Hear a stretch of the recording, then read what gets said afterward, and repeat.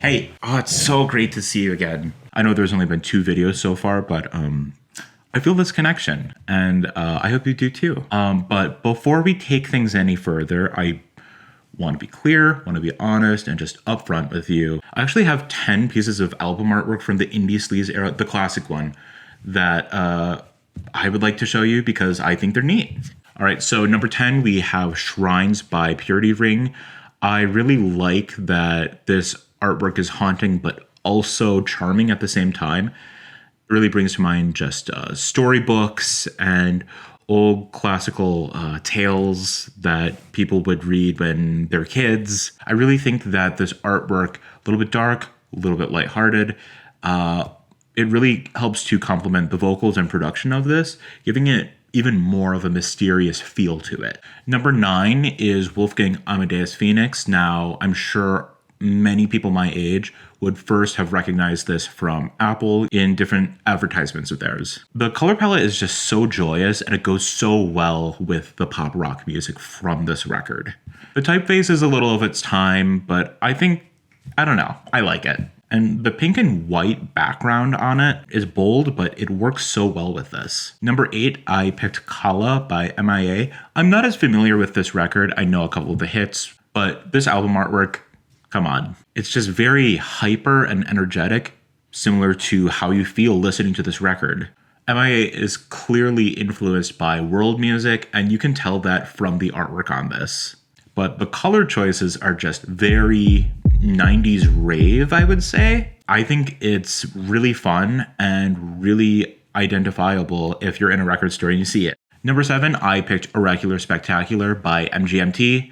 Love the name, and the album artwork is pretty cool too. I love the logo and how it's used vertically in between Ben and Andrew, and the composition is just really smart as well.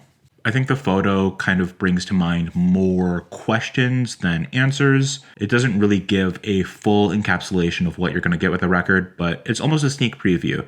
Hey, it's a little bit dark, a little bit fun, but we'll figure it out together. Number 6 is Treats by Sleigh Bells. I really am not a big fan of this record. I like maybe one or two songs from it, but honestly, this cover, blown away.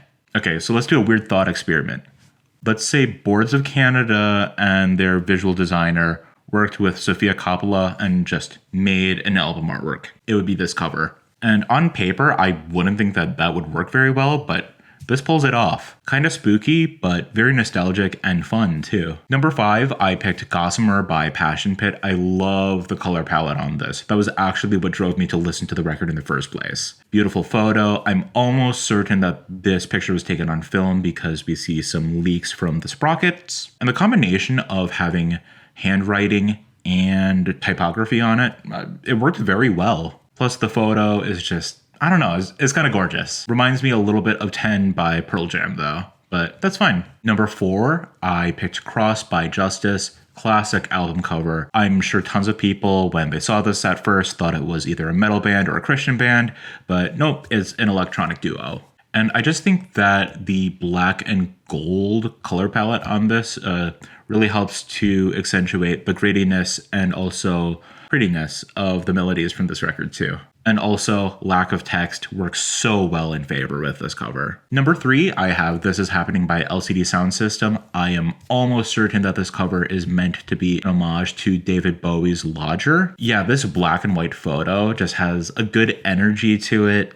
It really is just interesting with the odd orientation of the photo, and I also just love that it's so timeless. If someone showed this to me, I would have probably a hard time telling when it was from if I didn't know this band or this album. Number 2, I picked The Suburbs by Arcade Fire. I love the halftones and texture and color palette of this. It is very artsy, like a lot of 2010s indie sleaze kind of stuff was, but this I think makes the most of it and is really gorgeous. Gives a very nostalgic feel to the record and the artwork. The hand lettering is also a very nice touch. I like that. Points for that. And number 1, what will it be? What will it be? I picked It's Blitz by the Yeah. I don't know. It's just so iconic. It looks like something from a really high-end fashion magazine, even though she's breaking an egg on a cover. And the lack of text just makes it so much more interesting. And the flash photography really reminds me of the indie sleaze era. Think of the photographer Cobra Snake and all of the work that he's done. And I don't know, it goes very well with the album, but it just kind of works by itself. You're just kind of like, what's going on? Plus with the title, yeah, interesting combination, I think. Hope you like them. If you have any ideas of some other cool indie sleaze album covers that I should have picked instead, let me know in the comments. So I know in the last video, I mentioned wanting to do 100 facts about Radiohead's album covers, and I would want to be at a certain subscriber amount by then. And then it hit me, hey, let's do 100 subscribers, then you'll get that video. Thanks.